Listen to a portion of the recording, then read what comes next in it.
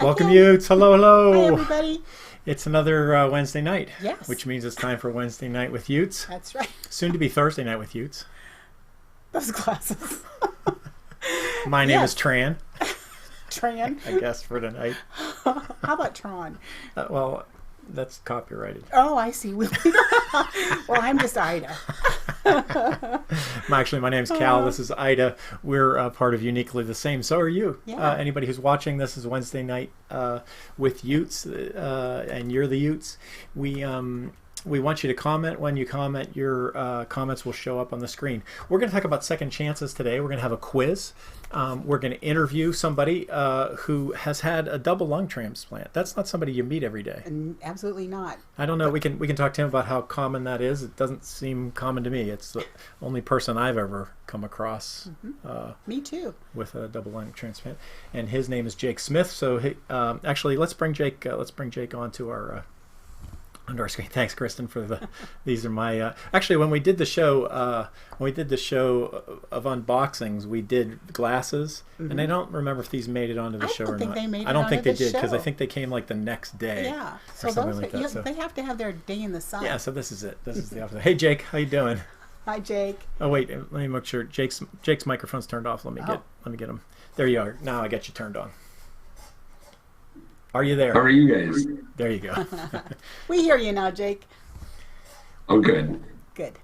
So Jake is here with us. We're going to start by playing the game. We're going to begin with a quiz, and Jake hasn't seen it. Ida hasn't seen it. I am going to take my glasses off so I can see it. Yeah. And you can play along. There's 6 questions. What are we talking about on it? What's the? I think it's second chances.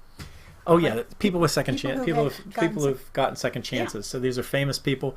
You will know them, but maybe we'll know them. I'll bet you this is the easiest quiz I've ever done. Don't say that. I'll bet it is. Because We'll see. So if you know the answers, then we'll know it's easy. Jake, you can play along I say too. B. Okay. Yeah. Jake, Ida's answer is always B. So just be informed when I make the test. I usually know that ahead of time. If I don't know the answer, I just say B. So the answer's hardly ever B. Right. I should never have confessed that. So let's get started on second chances. So here we go. Second chances.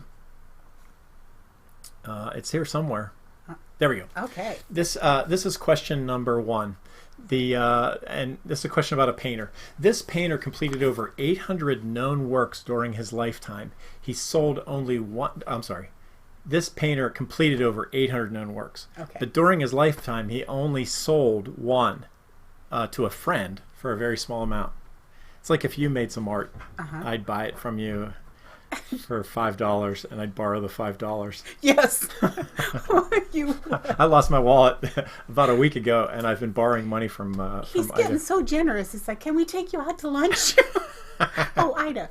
Ida, let me take you out to lunch, and then I get her to pay. Yeah, it works out great. So anyway, so who is he is the question. Which one of these? It is one of these folks. So is it Rembrandt? Is it Michelangelo? Is it Van Gogh? Oh, Sayla came to say hello. Or is it Monet?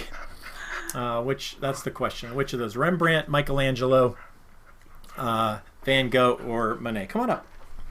Okay. Say hello, Sayla. Nobody's. Well, I guess it's probably not B. Yeah, exactly. It's probably safe to say it's not B, Jake. But we're gonna. Oh, you took it down. Okay, let's see.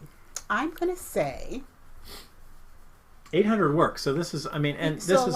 yeah. All 4 of those are pretty famous. So I don't know how you can narrow it down. I don't really have a good. C. You're saying C, Jake. He's a Van Gogh guy apparently. I'm gonna say Monet. I'm gonna say D. So when you put your answer in from home, would you please type the question number and the answer? Then that helps us not get them mixed up. Oh, I feel good because I said D and Kevin also said D. D. Yeah. D being Monet. Monet. D being Monet. Any other answers? So Kevin thinks it's Monet. So we got 2 for Monet, 1 for Van Gogh. Who else is? Kristen's saying D. Oh. Starting to be a trend, huh? It's starting to look like Monet. Could be it. Monet. Oh. And I don't think that's. That's not copyrighted. Da, da, da, da. I see. You just make up your own melody. We don't want to. All right, so here's the answer. You ready Okay, for it? I'm ready. I'm sorry to say, folks, but Everybody's wrong. What is it? tell you in a second. I'm sorry. Then As soon as Kristen's answer goes away. It was Van Gogh. Yep. You were right. Jake knows his Van Gogh. He does. Way to go, He Jake. knows his earless men. And Kathy's saying C too, so. So Kathy, nice. But it was nicely delayed, done. Kathy, so I don't know. Nicely done. You think she cheated? No, I don't think she cheated. All right, let's roll on to the next one. The next question is, this author, oh my, I've got What something is that? open. It's beeping in my ears. Mine too. What is that? It's not, they're not hearing it. Oh, It's just okay. you and me. It's All right, very here we go. distracting. Here, it'll quit. That's my Discord Okay. yelling at me. This author had their first book, To Think That I Saw It on Mulberry Street, rejected by 27 publishers. The author went on to have several books that are very well known. Who's the author? Jane Austen, Stephen King, J.K. Rowling, or Dr. Seuss? Seriously, Calvin? You know the answer to that one? I think I do. I'm going to say. You really do think you do? Jake, do you think you know this one, or would this just be a wild guess? What were the options again? Jane Austen. What's Jane Austen famous for? I can't remember the names of her books. Like Little Women. Little Women, yeah. She had a number of books. Stephen King. I don't know his books, but then I'm just It. dope because lots of people would know that. J.K. Rowling. That's the Harry Potter. Harry Potter series, and Dr. Seuss. One fish, two fish, red fish, blue fish. Yeah, Green Eggs and Ham is my favorite personally. But, yeah. I want to say A. You know, I'm going with you, Jake. I think it's A. Do you think that Mulberry I saw it on Street. Mulberry Street? Yeah. Huh. Because, that would be something that Jane would write about, Mulberry It sounds too refined. Yeah. That's why I say it was probably a female author. So, Oh, my. so quick question. Write number 2 and your answer up there. Anybody? So far, Nobody's coming in. Well, we're going to move forward. If you're not going to give your answer, we're going to move forward without you. It Mary Lou is says Dr. Seuss. D. Mary Lou was right. That was Dr. Seuss's first book. Well, who knew? To except Think for That I Mary Saw Lou. It on Mulberry Street. Did you know that, or did you Google it? What do you mean? Did you know that, or did you Google Well, I didn't it? know it off by heart. Nobody knew it. 27 publishers rejected it. To Think That I Saw It on Mulberry Street. It's Dr. Seuss's book. Isn't that neat? It's very sweet. Come rhymes with on, sweet. give me some heart for getting Dr. Seuss right. That was Okay, well, good job. I'll have to All right. pull up I on still recording thought the it was drum Jane roll. Austen. all right. Keep playing with us here. Next, this baseball player. Now we're into sports trivia. Kevin, you a sports guy? You know much about sports? That's Jake. Jake. But Kevin Sorry got about D. that. We had a lot of people get D. A little bit. late I on. think I got an Kristen idea said on D, this one. Kevin said D, and Kathy said D. Everybody Guessed it except for me us. and Except for Jake. us on the show. We got it wrong. Oh well. So Jake, do you know sports at all? A little bit. Okay, so let's see if you know this one. sports. Okay. The sports baseball trivia. player, this baseball player held the record for baseball strikeouts. Okay. Okay, for 29 years. He's also one of the best-known baseball players of all times. Now, let me just clarify. He didn't strike out, people. He was struck out. Oh, you mean he? He's a famous. These are second chances. Oh, I He's see. a famous baseball player that held the record of the most strikeouts for 29 years. So the question that I have for you then is it Jackie Robinson? Is it Barry Bonds? Is it Babe Ruth? Or is it Lou Gehrig? Those are your options. I will go with C, Babe Ruth. My final answer. Babe, whoa, Oh. that sounded pretty He is emphatic, didn't it? confident on that one. Is that? I'll ask you in a second if that's really your final answer for the $1 million or not. But Oh. there you Yeah. go. Now my uncles might yell at me for not knowing this if I'm wrong. If you're wrong, Well, Nubs is saying C. So we've got one C and Jake a C. hi Nubs. I don't know you, but glad you're here. Yes, welcome. Thanks for the answer. Nubs is a friend of mine. Oh, well, how about good. that? Then Nubs is a friend of Jake ours says too. Then. Jake says hi. Nubs says hi to you. So Nubs agrees with you, Jake. That's what we've got. Two C's. It seems like they came in Mary slowly, Lou so we is want to give saying, people a little bit of room to. C. John is saying C. Mary Lou's saying D. Yeah. Kristen's saying C. John and Kevin's Mary saying Lou always C. disagree so What that they is cover it two that different. I see how that works. Yeah, so they get a somehow. 50-50 shot at getting it right. It looks like the majority is saying C, though. You think that would be our majority answer? Mm-hmm. All right. Well, let's see what we got here. So if you said C, you're right. It's Babe Ruth. Babe Ruth also, of course, held the record for home runs, and so he would say every strikeout gets me one closer to another home run. Oh, I see. That would be his Uh-huh. comeback for the. I didn't know that, so now I've learned something new tonight. All right, that's 3 questions. We're halfway through. Next question. In this person's first screen test, the testing director noted, can't act, can't sing, slightly bald, can dance a little, but this person became a star. Who is the person? Is it Lady Gaga? Slightly bald? Yeah. Okay. Is it Fred Astaire? Is it Brad Pitt? Is it Jennifer Aniston? Oh, my. Well, you know what I'm going to say? Which one do you think? I say B. You say Fred Astaire? I say Because you've heard of him. I think I'm going Oh, against how the mold. rude. I'm What'd going you with say, B Jake? too. I said You I'm said- going against the mold, but I'm going to go with B. Oh, okay, he's going with B, too. How about that? He's my friend. 2 B's rolling. I really like you guys you, have Jake. really been on a roll so far, by the way. Well, he knew Babe Ruth. He got Babe Ruth, yeah, but Yeah. he did. I didn't. You notice I didn't weigh in because I had no clue. Or I would have said B. Pretty much we should wait for your answer, and that eliminates one. This is why I love playing these games. He makes me so smart. Kristen's saying B. Nubs is saying B. Kevin Kevin's saying Sloniker's B. B. This is a. Well, I think the slightly bald thing. Maybe. It couldn't possibly be a woman, could I it? know you slipped us one in there. I just know it. Is it going to be Jennifer Oh Aniston? my, Jennifer Aniston, who's known for her hair, right? Yeah. Yeah, wouldn't that be ironic? It would be ironic. Which I'm thinking now it's probably Jennifer Aniston. No, you're right. It's It was Fred Fred Astaire. Astaire, okay. I was trying to throw you with the And it worked. That's the double, reverse psychology. You put in an impossible. You made me answer question and- myself.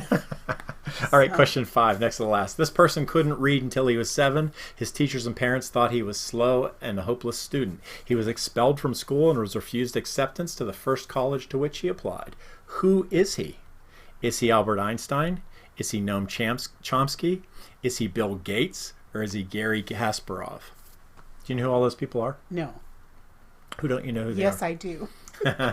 Albert don't- Einstein is a Okay, famous I do know. physician. That's so rude. I have heard of Albert Einstein. I Kathy can't see the letters. And then I just covered them Yeah, up that's because myself. they keep getting covered. So Albert Einstein is A. Noam Chomsky is considered to be one of the smartest people ever in the history of ever. Okay. Bill Gates. I forget who Bill Gates is. Oh, please. And Gary Kasparov is a famous Russian chess player. He held the world championship for I believe it was the longest. I think he and Bobby Fischer would go back and forth, but Bobby Fischer retired quickly. So Well, we had some Kasparov. answers. So all of those people are on the top 10 smartest people in the history of the world. Well, we have now we have 3 A's. Kevin's saying A, Kristen's saying A, Nubs is saying A. Oh, we've got 4 A's, and John Zoko's saying A. What's Yeah, I was gonna say A. Oh, and so does Mary Lou. So we've got 6 A's. So are there any counterculture? What do you say, Ida, before I make my selection? Well, I was going to say Bill Gates. Were you? Yeah. So that gives A a pretty good shot. Yeah, it does, because the majority is saying Albert Einstein. Yep. All right. Let's see. Let's see what And the answer. The answer is Albert Einstein. That's actually, I think, a fairly commonly known question. I think a lot of people know that he was that. Why do I have that to he that he didn't speak till he was 4, didn't read till he was 7. Well, so he waited till he had something important to say. There might even still be hope for me. Okay, question 6. This is the last 6. Another athletic question. Oh, good. This athlete was diagnosed with Hodgkin's lymphoma in the middle of his playing career. He continued to play afterwards. Mm-hmm. He also suffered from chronic back pain for years while he played his sport. He was among the best in his sport. The question is, you always put the people's answers up to the last question. Was it Hank Aaron? That's A, Hank Aaron for baseball. Question 6A, Hank Aaron for baseball. B, Mario Lemieux for hockey. C, David Beckham for soccer. Or D, Lance Armstrong for cycling. It was Lance Armstrong. That's the question. I'm on the D on that one. Everybody's into D. D. D. Let's see. Well, no, we've got some people saying give C. it a- Nubs is saying C. Al Coons will say C was D. David Beckham. Kathy's saying D. So, yeah, we only have one. But I am right. A lot of people got a lot of questions. Got a lot right so far. It was one of our easier quizzes, right? Yeah. Kristen's saying D. Regardless of the answer. All right, here we go. 2 B's. Hi, Ruth. 2 B's? 2 B's. No, there's no B's. Those are D's. Not Oh, two they're B's. still coming up. Yeah, they're still coming Oh, I up. see. John and Mary Lou are saying B. Oh, Nubs saying, oops, she meant D. Is it she? Nubs, are you a she or a he? Is Nubs a he or a she? He. It's a he. Okay, he. It's Nubs is saying D, and Kevin's saying D. So D is getting, or no, Well, Kevin's saying B. This is a question Actually- this is a question that you've got to be from Pittsburgh for, because Oh, the answer is Mario Lemieux. While Lance Armstrong had cancer during his cycling career, he didn't have Hodgkin's lymphoma. He had testicular cancer. It was Mario Lemieux that had Hodgkin's lymphoma, Oh, well, and then went on to revive the. and I'm glad, and he's okay now, huh? He is. So He is. that's He good. owns the Pittsburgh Penguins now. So he's Doesn't a do much second. better than that. He's a second and third chance guy. So he was one of the great players in hockey. This is Pittsburgh trivia. You know, you have to hear this if you watch somebody who's from Pittsburgh. But he was one of the great players in hockey. You know, one of the top 5. I think anybody would say that. Maybe I'd have to dip to 6, but I think anybody in the world would say he's one of the top 5 players in history. And he and then he got this Hodgkin's disease, and he was out for a while. Then the Penguins collapsed. They were a terrible team, and he came back and played for them again, and they became good again, and he was good. And then he retired in 2000. So that was 4 or 5 years he played afterwards with this chronic back pain, and so he carried the team on his back. Well, thanks for sharing. Then that. the I team didn't know. almost went bankrupt, and they didn't even have enough money to pay him his salary. So he bought the team, and so he owns the team today. And the Penguins, of course, are now a great success story. Oh, there you go. So anyway, yeah, sorry for Kristen's up in Boston. She hates to hear that story probably because she's a Boston fan. Yeah, she's a Boston fan. And I'm from Illinois, so, close to St. Louis. That's so, yeah. We got. Turns out is there hockey in your area, Jake? Are you a hockey? The closest team we have is actually the Blackhawks. Yeah. So, So you're from Wisconsin, right? correct. Yes. So Well, that's not all bad. The Blackhawks are a pretty good team. I'm going to turn your mic up just a little bit.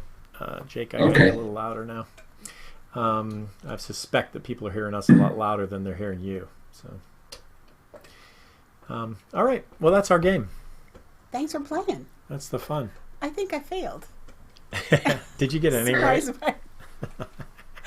I think I got one right. Look at this. I want to show you this evil picture of Jake that we have on our Yes. on our cover. This looks like Looks like you're up to something, Jake.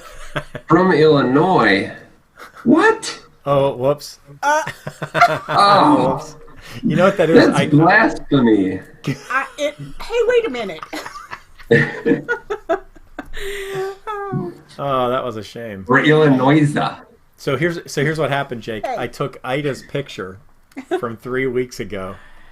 It was on that slide, and she was calling in from Illinois. So that's how that ended up on there. He forgot to take off the from Illinois. You got the Jake Well, Smith I changed right. everything else. Just be glad it doesn't say Ida's. Technically, you'd have to put Pittsburgh on there because that's where I am right now. Yeah, That's true. he's in Pittsburgh. And this is like a home away from home, isn't it? Yeah, Yeah. that was the thing. Having you here, you're really not too far down the road from us. But we wanted to bring you in remotely. But we also want to show anybody anywhere in the world could do what you're doing right now. Be on the show. Just because you happen to be in Pittsburgh, you're still remote from us. So let's talk a little bit about Jake. We teased you at the beginning. We teased a little bit about you. Just to get people, and maybe some people are tuning in primarily because they did a Google search on something like double lung transplant and they came across this video and they had to endure us miss all those questions so that they could, hopefully, if you're still listening, we're going to talk to Jake now about some.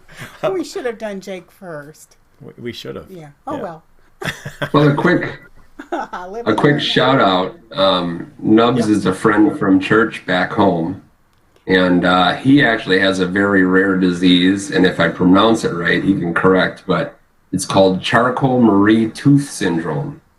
Oh, yes. So, but he is another warrior in the battle when it comes to a disease and dealing with it. And he's got a wonderful wife and 2 little children now.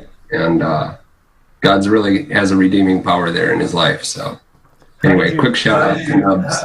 How did you come across this person? He's a friend of yours, or? I met him at church. So back in Wisconsin. In Wisconsin. Yep. Very cool. So tell us what brings you to Pennsylvania. What brings you to Pittsburgh area, Jake? I have cystic fibrosis, and I've had it all my life.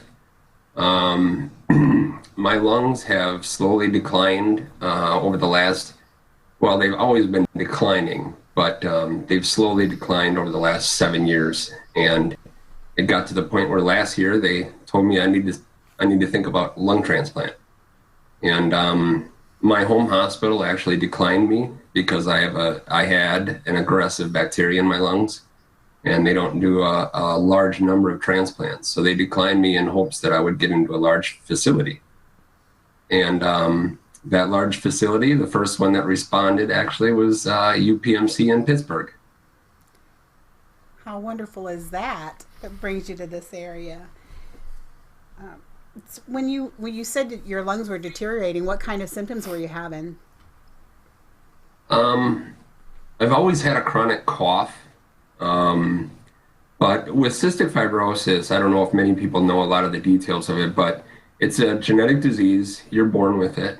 My parents only found out when I was about 4 months old because I wasn't gaining weight. I was losing weight, and I was a very cranky baby because cystic fibrosis affects all your mucus affected organs. So it's your lungs, your sinuses, your digestive system, like your pancreas, and also your reproductive system are the big key ones that it affects.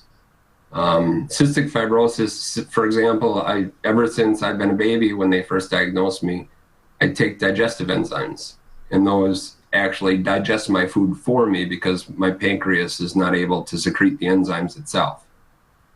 So, but the other aspect to it is chronic the mucus in cystic fibrosis, your body makes mucus, and usually it's a very watery consistency.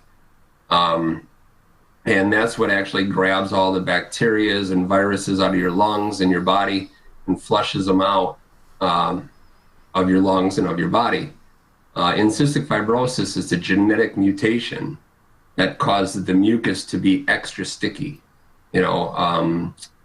So being extra sticky, it's a lot harder for it to escape the body, and that causes basically a breeding grounds for bacteria and viruses in your lungs, especially.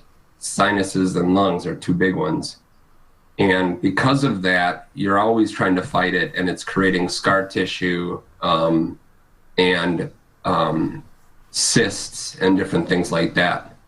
So over time, your lungs get damaged from the scar tissue and the chronic infections that causes you to lose function.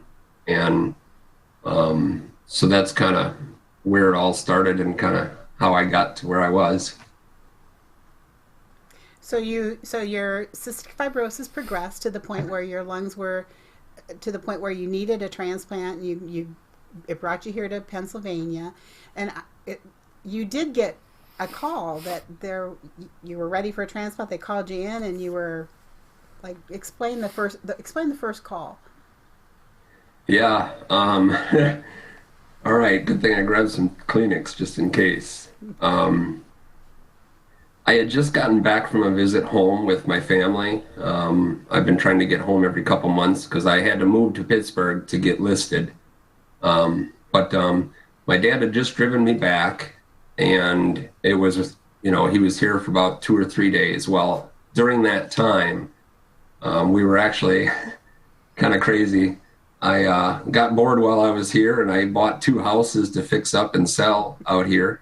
And we were looking at cabinets and countertops at a cabinet shop up on the north side of Pittsburgh. When we left, we were going to go to lunch or dinner actually, and I got this call, and it came from one of the coordinators at the hospital, one of the transplant coordinators, and it wasn't my coordinator. So I was like, okay, this is different. And he asked me, how you doing? Are you sick? Are you feeling ill at all? And then he says, we have a lung offer for you. I didn't even know what to say. I basically, it's one of those things where in one word, it changes every aspect of your life. I've been on oxygen for about 1.5 years.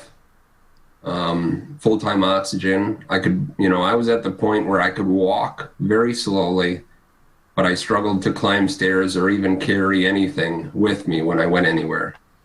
Chronic coughing, I used to carry a spit bottle everywhere because I had to spit it somewhere. Sure. So to hear those words, and I'm in the middle of working on houses, so I'm like, now? Like, I'm kind of busy. And my dad said, Jake, what did you come to Pittsburgh for? And but it was very emotional because everything changes with just one word, the word yes. No more coughing until you throw up, no more spit bottles, the opportunity to maybe play with my nieces and my nephews, which I've dreamt about for a long time. So it was very emotional. And I said, yeah. He says, how far are you? I says, I think I'm like 10 minutes from the hospital. So we ended up going in, and we sat and we waited and we waited. And they were just about to prep me for surgery. And right as they called transport to haul me down there, the doctor came in and told me that the lungs that they had removed from the patient were not healthy. They had pneumonia in them, basically. And he told me that their best choice, because of the fact that I was still able to live outside of the hospital and still function, well, that they didn't want to take a double risk of transplant and trying to fight an infection with a compromised immune system after surgery. So they declined the lungs. So they, go ahead. What a disappointment, huh? So how long after You that first know, call did the second call come in? the amazing part is, this has been a battle and it's been a journey for me because a year ago from that point, August of 2018, I went in thinking I was going in for just a normal infection treatment, which traditionally is about 2 weeks. Um, and I ended up in the ICU fighting for every breath. Um, they asked me my final wishes before they were going to intubate me and try to get ahead of a lung infection and major blood clots. So, it's something where it's challenging. Here I'm going in and I'm thinking, okay, I was ready to go because that same week actually was when my home hospital said no to transplant. So I didn't feel like I had any other options. They said, well, we're going to send your chart out. And I says, that doesn't help us today. And I told them that they had 1 week to try to revive me and get me back. Otherwise, I wanted to go to heaven. Oh my. So amazingly, after that week and one day, I did wake up. I spent another 4 weeks in the hospital recovering.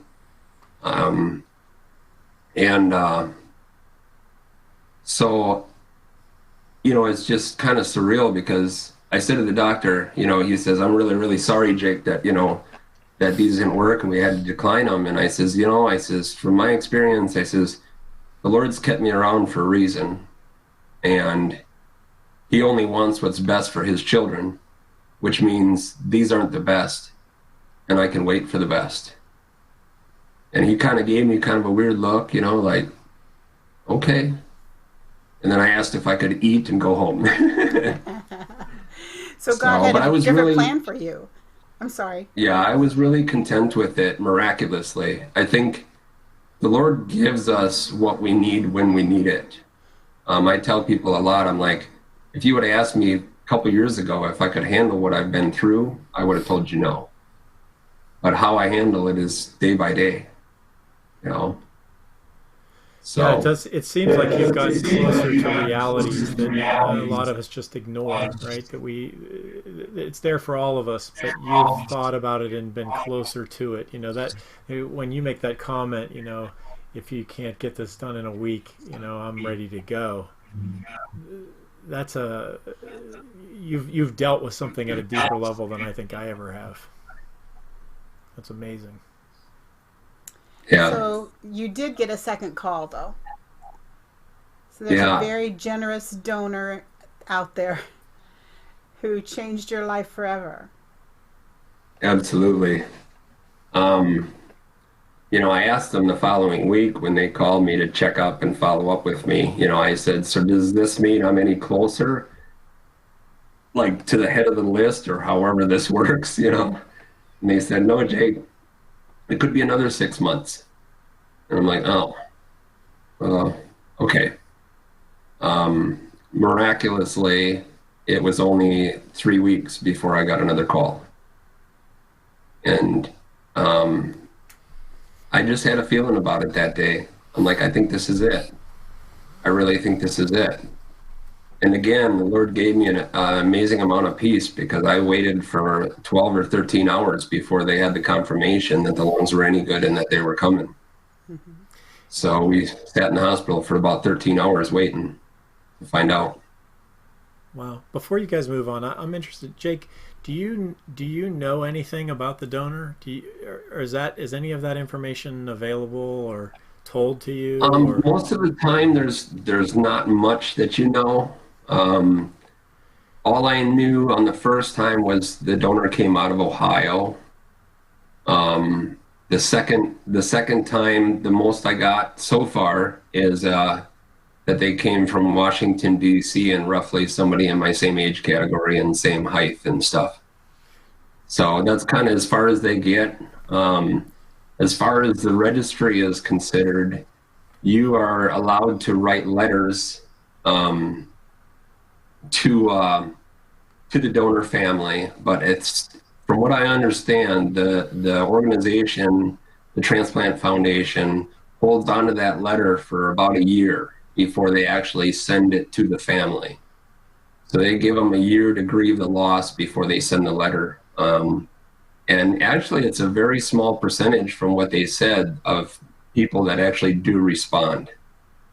I think they said about 15% might respond to the letter. Do you personally have any interest in knowing, or what's sort of your Oh, views? absolutely. Absolutely. I'm going to try to hold it together here. As I think about it, and I think about the fact that, you know, even to write this letter, I'm still struggling to write it. You know, I need to just do it. You know, everybody tells me that. They're like, just write it and it'll flow. But it's hard to think about how you almost, like, I want to grieve with that family, and yet at the same time, like, thank them and rejoice in the gift they've given me. Yeah. I mean, the things I've been able to do already, I mean, from actually physically working on these flip houses that I bought to, for Thanksgiving, I went down to see my sister and their 4 children. And that was my big driving force to do this, was to be able to play with those kids, because they're from 12 down to 2, and they've always wanted Uncle to be able to play with them physically.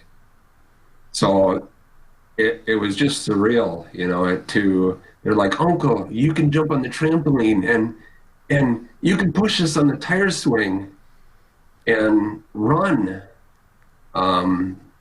Yeah. Did Mary Lou was wondering if the disease still affects other parts of you, if your lungs are good, but there's other things that you still struggle with, or? Yeah, so it still does affect my sinuses and my digestive, reproductive, everything else. The only change is the fact that because it's genetic, it's actually programmed into your tissue. So the new lungs that I've received will never have that problem with mucus because the tissue is not programmed for it, genetically programmed to do it. But the rest of me, I still take digestive enzymes. I still have to do sinus flushes and consider sinus surgeries depending on how I do, because the sinuses also plug up, which causes like headaches and pressure issues in the head and stuff like that. I've had 3 sinus surgeries so far. I had one the year before transplant, knowing that was probably the last one I could get before my lungs were too weak to do any sort of sedation. And they actually were on that one because I landed in the hospital for a week and a half. Oh my. So how long are you post-op now, Jake? I am 15 weeks. You are doing amazingly well. Thank you. Happy for you. I've seen pictures of you before the surgery, and just as you were leaving the hospital, and seeing you now, the progress is astounding. Yeah, it is. It's absolutely miraculous. I mean, a friend of mine, as I went through this process, you know, a really good friend who also has had a transplant, I prayed for a long time. I was crying out to God. I'm like, you know, can you just heal me? You know, like, I really don't want to do this whole transplant thing. And my friend said to me, he said, Jake, do you realize that the fact that we can transplant an organ from one person to another is a miracle? It's a different kind of miracle, but it's still a miracle. Yeah. Yeah. Absolutely. Yeah, God has worked through history, you know, in ways to bring us to this point, this day, that we're all here. That's amazing. That you know, for your benefit over all those years. It's a cool sort of hug miracle, you know. It's like somebody working hard on a project, you know, to get it to the point where it's really ready. God has worked through history to get us to this point. I did also want to mention that Nicole Lobianco, I think you know her, says that you're doing amazing work for advocating for chronic illness, for the chronic illness community. So she's saying thanks for that. And Ruth Thank Shaw you. is thanking you also for sharing your story and your story of faith. Yes, it's meaningful to all of us. Jake, thank you so much for being here and sharing your story. I think we talk a lot about on this program about gratitude and the importance of gratitude and just taking a step back and realizing all those things for which we have to be grateful. Not just those big things, but every little thing that's also a miracle. So, thank you for being here to remind us of that. Yeah. It's amazing sometimes because through this journey, and I think a lot of people with chronic illness can relate, that there's a lot of times that you're just asking, you're like, God, what the heck? Why? Right. Why do I have to go through this? And I've been through the whole gamut, all those years. I mean, I've tried a lot of different things, a lot of natural stuff, and the things I've drank, you won't even believe, and done to try to get through it, but then I look at it and, as a Christian, I hope I'm not pressing my bounds here on your show, but as a Christian and as a born again believer, like, you're a child of God, and that means you get his best for you. And at one point in my life, when I was crying out for healing and frustrated, I mean, there's times I joke, I'm like, man, he should strike me with lightning, because I get kind of mad at him, And he said to me one time, he says, Jake, this is my best place for you. You're closer to me now than you've ever been. And do you understand the glory that I can receive through this? And honestly, if he had miraculously healed me a year or two ago, I want to come to Pittsburgh. I would have been able to meet you wonderful people and all the other wonderful people here in Pittsburgh. This journey has really brought me through to be even more of an advocate. I've got a huge Facebook group of friends with CF that, we're there to encourage each other, and I think that the hardest part about chronic illness is the mental coping that we have to do with it. I mean, we face mortality, every day, and it seems a lot closer to us than most people. Well, I could study your faith, or just hear you talk about faith for a long time.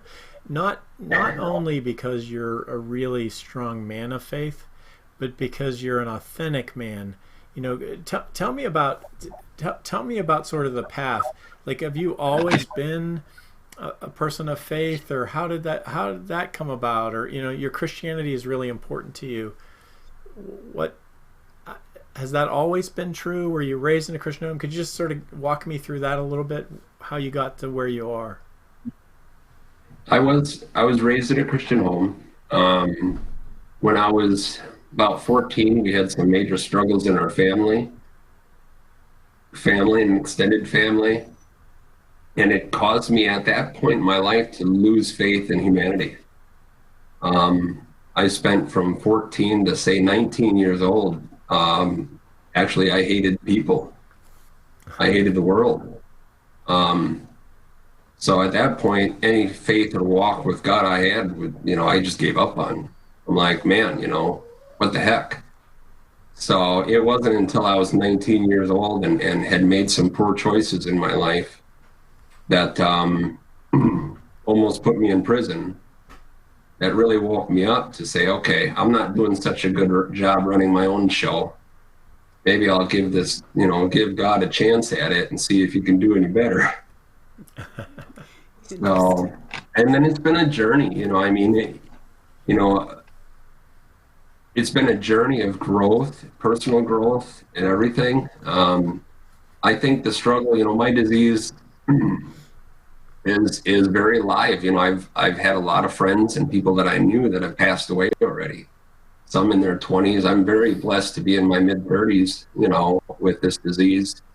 And, but when I was born, my parents were told like 12 years old, and if he makes it to high school, that'll be a miracle.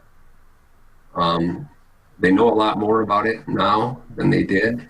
But But, going through that process, my lungs didn't really cause me an issue until about 7 years ago, when I got pneumonia for the first time as an adult. And that's when it started my decline of lung function. I was maintaining pretty well up until that point. But so that started that decline. So over 7 years was the journey of learning how to be weak, but still desiring to be strong in front of everybody and trying to pretend like I wasn't sick. Wow. But it was a humbling that worked on my pride, and he worked on, humbling my spirit, to be willing to accept help and things like that. I say I'm a pretty big project because I'm pretty strong-willed, and the Lord really worked on that over the years. It's a process. Our walk with, God, and our walk through life is a process. In leadership, I always heard, if you're not learning, you're dead. So. Great. Well, we're gonna move on the show. On the Facebook side, a little bit later, we'll go to an informal time, and if people have more questions, we can bring them up then, and we'll talk more. People are. Ruth says that we can all continue to pray for you, and lots of people are thanking you in the stream. You can read the comments after as well. I believe God says it's okay to covet prayer. There you go.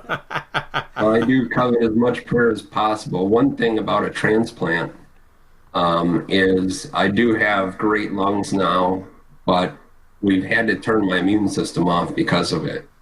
So I do ask the Lord, because I am put out in public a lot, I do ask the Lord to protect my lungs. And I do ask people that are praying for me to pray for that, because I am even more susceptible to things like colds and flus and viruses than I was even before.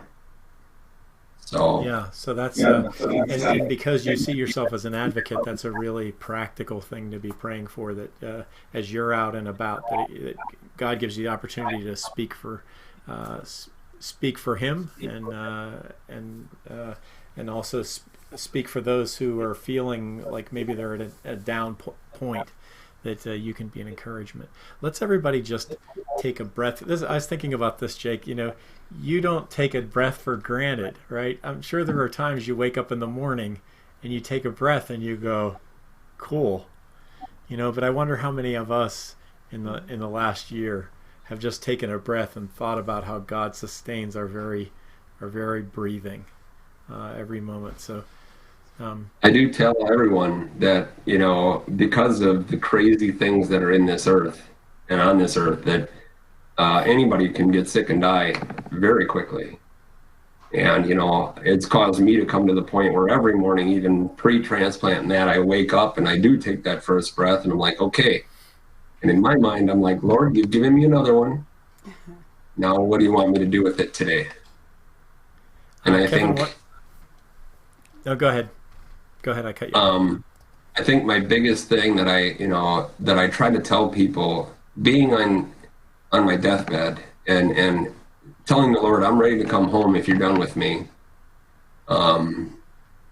They say that, and it's true, you're not thinking about anything but your family and the relationships that are around you.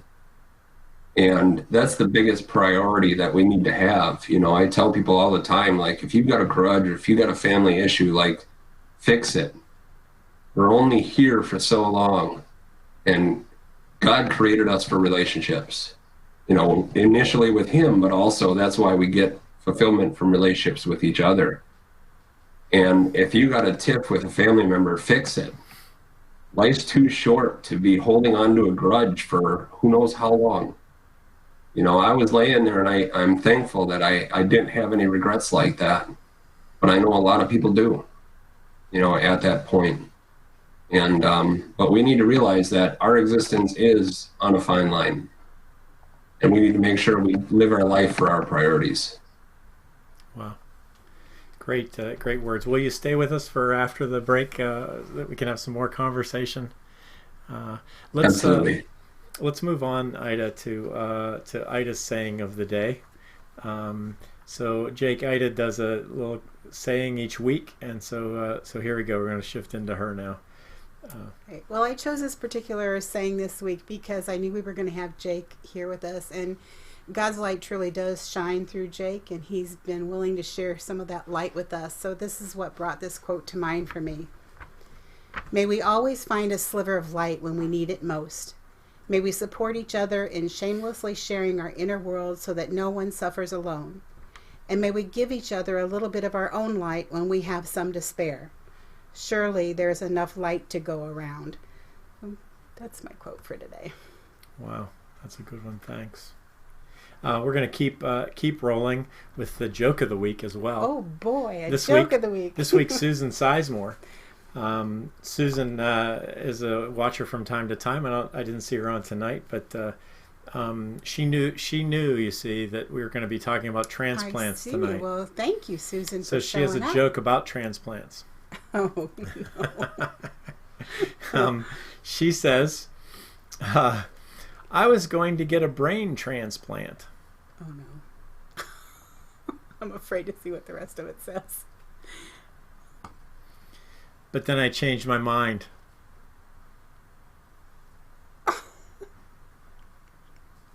Every week I want to laugh. I really want it to be good. And every week it seems like it gets worse. I don't know. I'm sorry, Susan. We do love you, and we know somebody put words in your mouth. Jake, we had another joke for the choice tonight, and the other joke was this. Do you know how the doctor told the patient about their kidney transplant?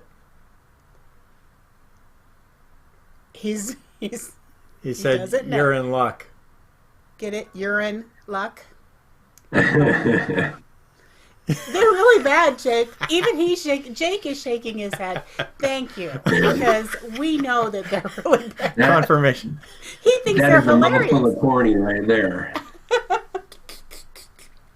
Oh, he's gonna be laughing all night about that. He patted himself on the back. I changed my mind. I get it. It's ironic because she said she changed her mind. Yeah, I get it. Okay. All right. Well, we're going to bring this section of the show to a close. Just on YouTube. So for YouTube, we're going to say goodbye to you. We like to always end every show by saying, "You're uniquely the same. I'm uniquely the same. Together, we can change the world." And you can look for more videos over in that box over there, and also in the description down below. So we will see you next time. Thanks for stopping by see you next week. our YouTube Live friends.